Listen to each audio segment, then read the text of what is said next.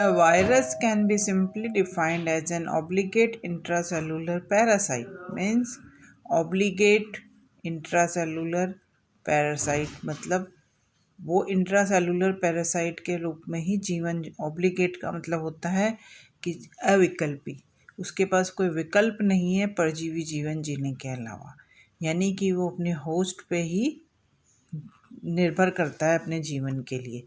इसके बारे में मैं डिटेल में आपको बताऊंगी कि कैसे ये होस्ट पर निर्भर करता है। इसके लिए सबसे पहले हमको उसका इंट्रोडक्शन जानना ज़रूरी है कि क्या होता है वायरस। तो वायरल पार्टिकल इसलिए कहा है क्योंकि जब स्वतंत्र अवस्था में होता है तो वायरस क्या होता है, पार्टिकल होता है, वो जीवित नहीं होता। इसलिए इसको कनेक्टिंग लिंक भी कहते हैं, जीवित और अजीवित के बीच में, लिविंग और नॉन लिविंग के बीच में।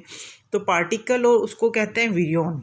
उसमें क्या होता है, सिंगल न्यूक्लिक एसिड होता है, या तो आरएनए और डीएनए जो उसका जीनोम होता है, और एक प्रोटीन कोड उसको सराउंड किया रहता है। और वो रेप्लिकेशन नहीं कर सकता, लेकिन वो रेप्लिकेशन तब करेगा उसका जीनोम जब वो लिविंग सेल ऑफ बैक्टीरिया में या एनिमल्स या प्लांट्स में वो जब एंटर करेगा। तो इसलिए virus is a connecting link between living and non living.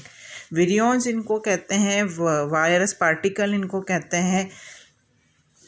Viruses जो होते हैं वो उनका डिफरेंस उनके न्यूक्लिक एसिड जिस टाइप का प्रेजेंट होता है उसके बेसिस पे सिंगल स्ट्रैंडेड है, डबल स्ट्रैंडेड है और एनवेलप है या नहीं, उसके बेसिस पे क्लासिफाई किया जाता है।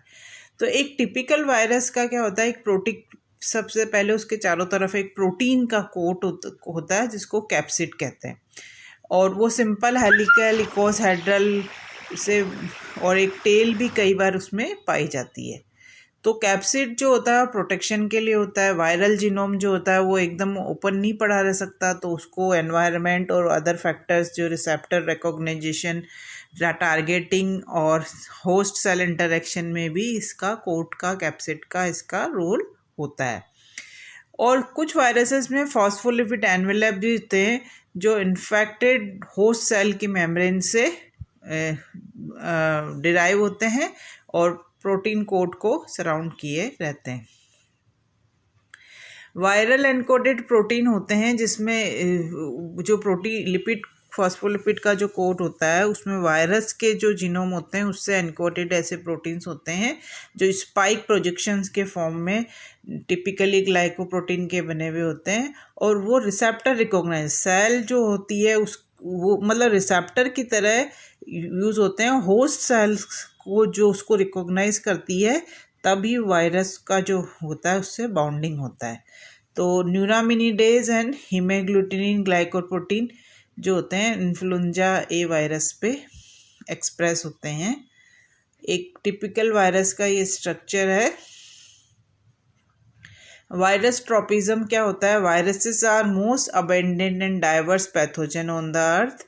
वायरसेस क्या होते हैं, जनरली पैथोजेंस होते हैं, और millions of years of evolution in close proximity to their hosts has resulted in highly precise mechanism in which they target and infect host cell. The first stage of viral tropism is determined by the route of infection needed to gain access to specific host tissue. क्या है कि host tissue को जो access करने के लिए इनका जो रूट होता है उसमें क्या क्या स्टेजेस होती हैं उसको कहते हैं वायरल ट्रोपिज्म। जैसे इन्फ्लुएंजा ए वायरस है ना, तो वो इन्फेक्टेड होगा एरोसोल्स से कफिंग और स्नीजिंग के दौरान। तो वायरल क्या होगा कि क्लफिंग और स्नीजिंग रेस्पिरेटरी ट्रैक्ट का को अपना टारगेट बनाएगा, तो वहाँ ही उसकी टारगेट सेल होती है, इसीलिए वो वहाँ पे अटैच्ड होके इन्फेक्ट करता है। तो जैसे वायरस है EBV वायरस है तो उसका टारगेट है बी सेल्स। HIV का है T cells and monocyte. Influenza virus होगा तो रेस्पिरेटरी एपिथेलियम। राइनो वायरस होगा तो नेसिल एपिथेलियम। तो after gaining access to the specific host tissue, इस होस्ट टिश्यू जो स्पेसिफिक होता है, स्पेसिफिसिटी होती है वायरस में कि स्पेसिफिकली वो किस सेल को इन्फेक्ट करेगा। ये हर वायरस, जैसे इन्फ्लुएंजा वायरस है तो रेस्पिरेटरी एपिथेलियम को, राइनो वायरस है तो नेजल एपिथेलियम को, HIV वायरस है तो T सेल्स को, है ना। तो ऐसे स्पेसिफिसिटी जो होती है टारगेट सेल की, वो क्या होता है वायरस रेप्लिकेशन से अचीव की जाती है।